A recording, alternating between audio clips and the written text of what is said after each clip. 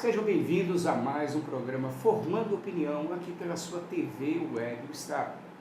Para nós é sempre sinal de prestígio termos como os nossos internautas e saber que você nos acompanha pelas redes sociais. Desde já o nosso muito obrigado. E para aquelas pessoas que querem conversar conosco, aquelas pessoas que querem mandar suas sugestões, aqui embaixo você tem o nosso e-mail, que é www.marcossaraiva@oestadoce.com.br, ou então pelo nosso WhatsApp, que é 85, código de Fortaleza, 99771-7750. Nós estamos de volta com esse programa, depois de um breve espaço aí por conta das questões políticas. Nós achamos por bem esperar passar o momento político para voltarmos com o programa com novos entrevistados, novos deputados. Tem muita coisa que nós precisamos levar de informação para você, que é nosso internauta, que nos acompanha sempre. E o meu entrevistado de hoje, ele é um cearense nascido na cidade de Juazeiro do Norte, graduado em administração pela Universidade Estadual de Framingham, nos Estados Unidos, tem pós-graduação também na Inglaterra, tem doutorado também na Inglaterra, casado, tem 2 filhas, é um empresário com experiência de mais de 15 anos no setor financeiro e bancário. Enfim, eu estou me referindo a uma pessoa que muitos de vocês já o conhecem, que é o deputado eleito com 97.200 votos, um percentual de 2,12% do total de votos válidos aqui no estado do Ceará. Heitor Freire, seja bem-vindo ao programa Formando Opinião. Nossas câmeras, nossos microfones estão à sua disposição para você saudar os nossos internautas aqui na TV Web do Estado. Fique à vontade, por favor. Marco Saraiva, a todos do programa Formando Opinião e a todos vocês que estão aí nos acompanhando, eu agradeço esse convite, esse espaço democrático para o debate, para trazermos novas informações a todos do Ceará e de todo mundo. É verdade. Pela web. Então, muito obrigado pelo convite, estou sempre à disposição. Então, eu gostaria que você conversasse com os nossos internautas, dizendo o que foi que fez um homem com uma vida profissional, 15 anos de experiência no mercado financeiro e bancário, trabalhou para renomadas instituições como o Bank de Boston, como a HSBC, enfim, várias outras. De repente você se vê levado para a política e sem pretensões, que eu sei que você entrou porque queria entrar, e de repente você se vê eleito por um partido realmente extremamente expressivo, que é o partido do nosso presidente eleito, Jair Bolsonaro. Então eu queria saber o que foi que te levou. Você com uma experiência realmente bem interessante, tendo passado por diversos bancos renomados no mundo todo, como o Bank de Boston, o HSBC, 15 anos de experiência no mercado, empresário, enfim, tendo já uma carreira extremamente consolidada, de repente você se vê entrando no mundo político. O que foi que te levou, Heitor? Muitos que moram aqui no Brasil não entendem o sentimento do brasileiro que mora no exterior. Existe aquele poema que diz: a minha terra tem palmeiras onde canta o sabiá. As árvores que aqui não gojeiam como lá. Ou seja, o sentimento do brasileiro que mora fora do Brasil, em sua grande maioria, é retornar para o Brasil. Claro. Eu saí daqui com 17, 18 anos e sempre tive um sonho de voltar para o Brasil. Voltei algumas vezes para passear, visitar a família, e dos 14 anos que morei fora, o meu sonho sempre foi retornar para minha pátria amada. Eu geralmente digo que me tornei mais patriota lá fora, porque eu vi quão o Brasil é uma nação abençoada, o povo brasileiro, o escalou humano, e o meu sonho era voltar para o Brasil. E já estava... Quem tem essa experiência de ter morado fora, realmente você, quando está lá fora, dá uma saudade disso aqui. Saudade de tudo, do arroz, do feijão, do nosso clima, das pessoas, desse calor humano. E eu tive meus filhos que nasceram na Inglaterra, e eu sempre lembrei da minha criação em Juazeiro, no Iguatu principalmente, jogando bola no meio da rua, brincando, subindo em árvore, comendo jambo. E eu queria que os meus filhos tivessem esse mesmo sentimento, essa mesma experiência. E esse sempre foi meu sonho, voltar para o Brasil. E em 2012, eu já escutava que o Brasil era o país do futuro, economia, quinta economia do mundo, descoberta do pré-sal, e se falava muito no Ike Batista, e os discursos do Lula na Europa, até mesmo aquele do Obama, chamando ele do cara, que ele era o cara, e as Olimpíadas, a Copa do Mundo. Então, naquela época, todo brasileiro queria voltar. E eu aceitei um plano de demissão voluntária, o HSBC estava saindo de muitos países do mundo, e aceitei para retornar para o Brasil. Só que quando eu voltei para o Brasil, todos aqueles que têm um pouquinho de conhecimento em economia, viu muitas falhas, que a nossa economia estava crescendo, mas sem um fundamento, não tinha fundação. Então foi quando o HSBC, que você que nos assiste agora, na verdade o HSBC é um banco de Hong Kong, né? É um banco inglês, o nome é HSBC, Hong Kong em Shanghai Banking Corporation, que era um banco inglês, a Inglaterra tinha muitas colônias, e Xangai e Hong Kong pertenciam a colônias da Inglaterra. Então era um banco que fazia o trade entre esses países e virou um banco global. Só que depois eles foram saindo de muitos países do mundo, inclusive do Brasil, por falta de segurança jurídica, uma economia fragilizada, e naquela época muitos não percebiam o risco que o Brasil estava passando por essa interferência do Estado no mercado. Ou seja, todos aí lembram da conta de luz, que a Dilma segurou muito tempo e depois veio a pancada. Assim, estão vendo aí os resultados na Petrobras.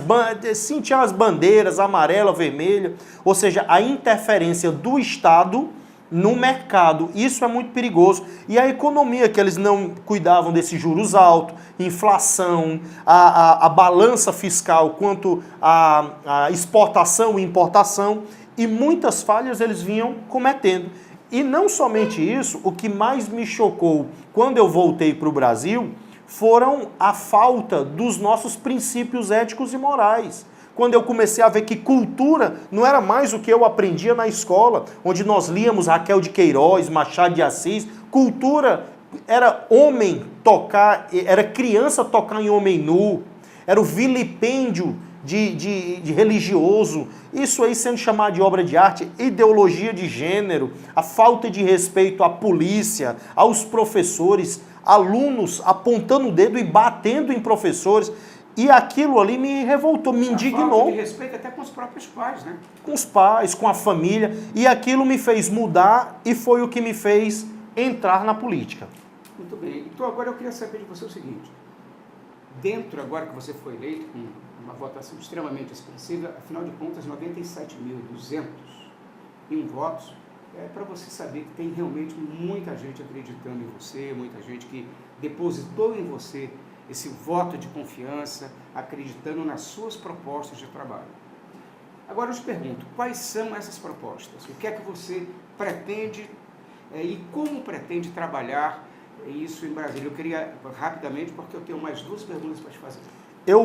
Durante a minha campanha, apresentei muitos princípios, valores e compromissos em defender a família, a inocência de nossas crianças, estar do lado da polícia, do cidadão de bem, revogar o Estatuto do Desarmamento, ou seja, o cidadão de bem poder ter o seu direito à legítima defesa, mas irei trabalhar com 3 linhas mestras aqui no Ceará, que envolvem economia, seca e segurança. Temos que resolver esses 3 problemas, uma economia que está fragilizada, trazer recursos, indústrias, empresas, investimentos para o Ceará, o acesso ao crédito ao empresário, resolver o problema da seca, temos Israel, um grande parceiro, e o problema da segurança, com parcerias federais com o governo do Estado. Perguntando, você já teve contato com o pessoal de Israel, já trocaram informações, já começaram a trabalhar isso que você vai realmente defender lá na Câmara? Já tivemos sim contato com o governo de Israel, com professores e com empresas que querem apresentar soluções para o Nordeste.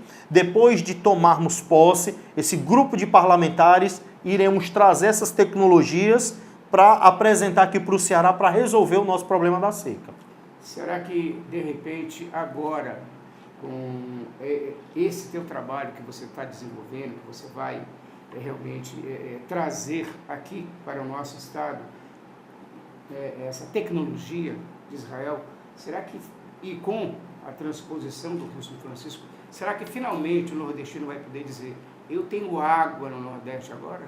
Eu acredito que sim e peço que vocês também acreditem. Esse é um compromisso nosso, não é trazer grandes obras, mas é resolver e concluir essas grandes obras. A transposição de São Francisco, que é uma delas, resolver de fato e resolver o problema da seca. Você falou em seca, você falou no mercado de trabalho, geração economia. de emprego, né, de economia, entrada de novas indústrias, geração de empregos, e você falou um terceiro tema.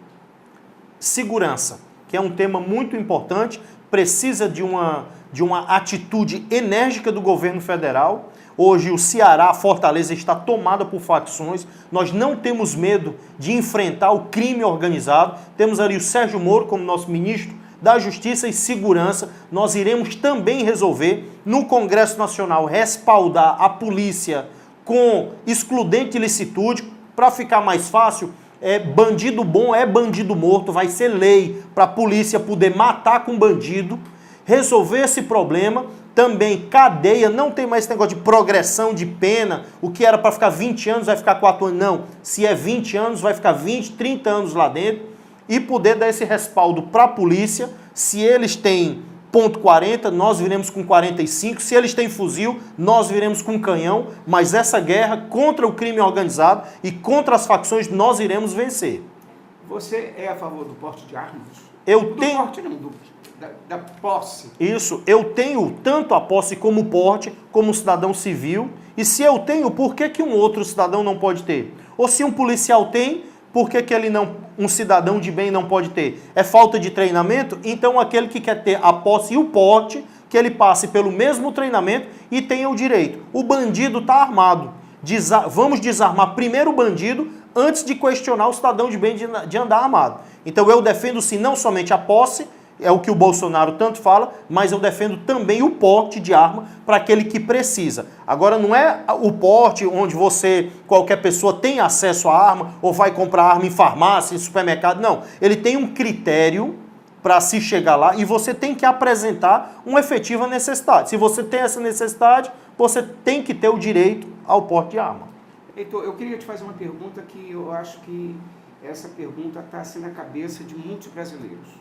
Nós estamos com um problema sério, que é o problema agora do Mais Médicos, porque o presidente Bolsonaro falou à nação dizendo que ele aceitaria que os cubanos ficassem no Brasil, desde que eles fizessem o Revalida, trouxessem suas famílias, recebessem os seus salários integralmente para gastar aqui no Brasil e não ir 70% para Cuba e ficar com 30% aqui. Aí eu te pergunto, você acredita que nós vamos conseguir, logo nos primeiros dias do governo Bolsonaro, resolver essa questão? Você, no início da nossa entrevista, leu o meu currículo e viu que eu sou graduado no exterior e mestrado. Eu revalidei meus diplomas pela Universidade Federal do Ceará. Eu não estou falando de um bicho de 7 cabeças. Agora nós temos alguns dados preocupantes. Eu vi um dado do CRM do Paraná que de 628 médicos cubanos que fizeram revalida, só 2 passaram.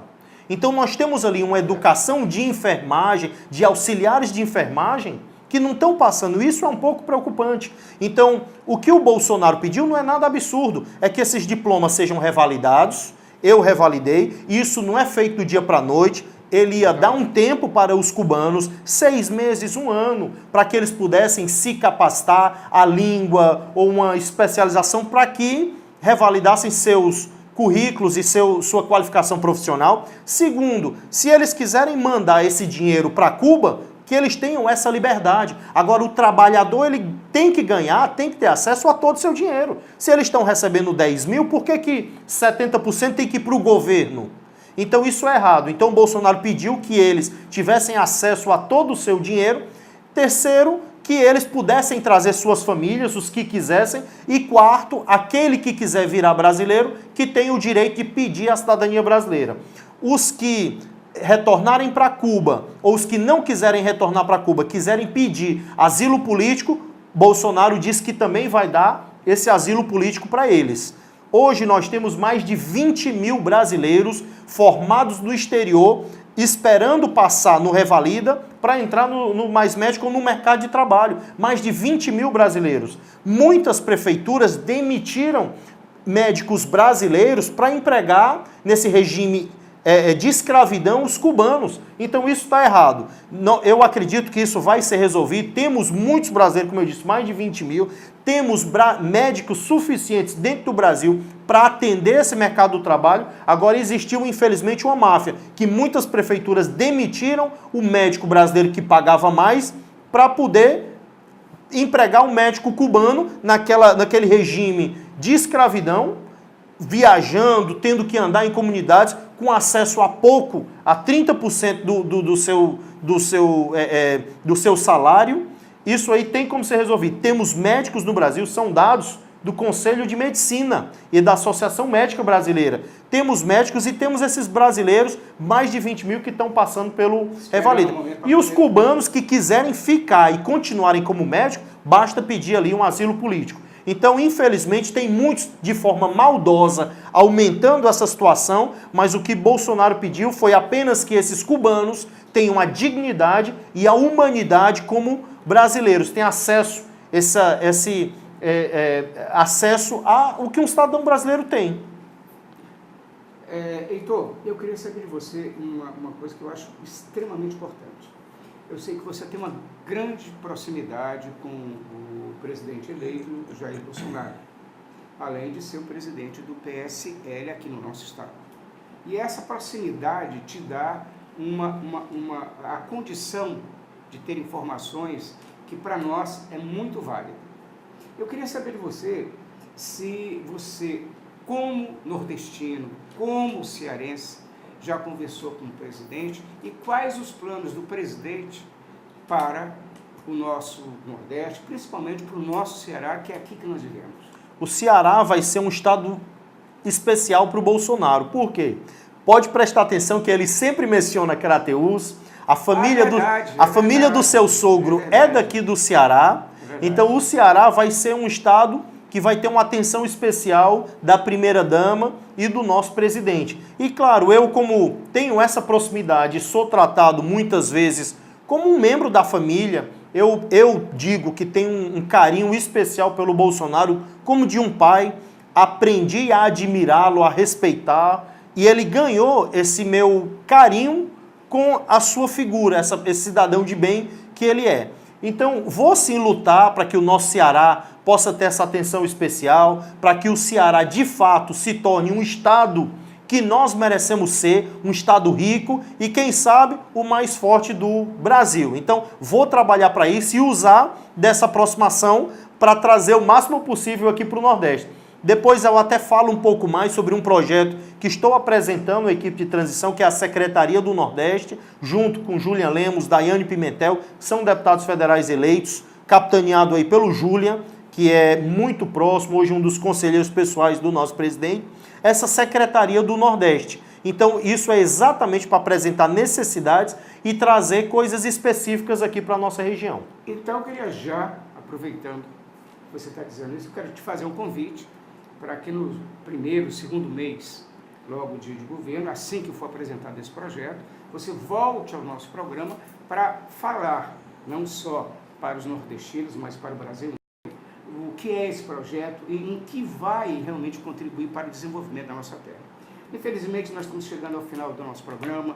Eu tenho muito que agradecer a você por ter vindo e nos concedido essa entrevista. Muito obrigado. A sua simpatia realmente nos contagia. E ficam as nossas câmeras, os nossos microfones para você fazer a sua saudação final aos nossos internautas, que com certeza irão acompanhar bastante essa entrevista, que foi muito boa. Marcos, eu agradeço a receptividade, agradeço o Estado, o programa Formando Opinião. Estou sempre à disposição. Também peço aí que vocês acompanhem o meu mandato. aí que estou iniciando agora em 2019. Acompanhe as minhas redes sociais, Heitor Freire, tanto no Instagram, Twitter, Facebook. Estou sempre à disposição. Mais uma vez, muito obrigado e vou estar aqui sempre que convidado. Já está convidado. E a você, meu caro internauta, muito obrigado por sua audiência, muito obrigado por estar conosco. É sempre uma satisfação saber que você nos acompanha. E mais uma vez, entre em contato conosco através do nosso e-mail www.marcosaraiva@estadose.com.br ou através do nosso WhatsApp 997717750. Você está vendo aqui embaixo. Muito obrigado pela sua atenção, muito obrigado por estar conosco e até o próximo Formando Opinião.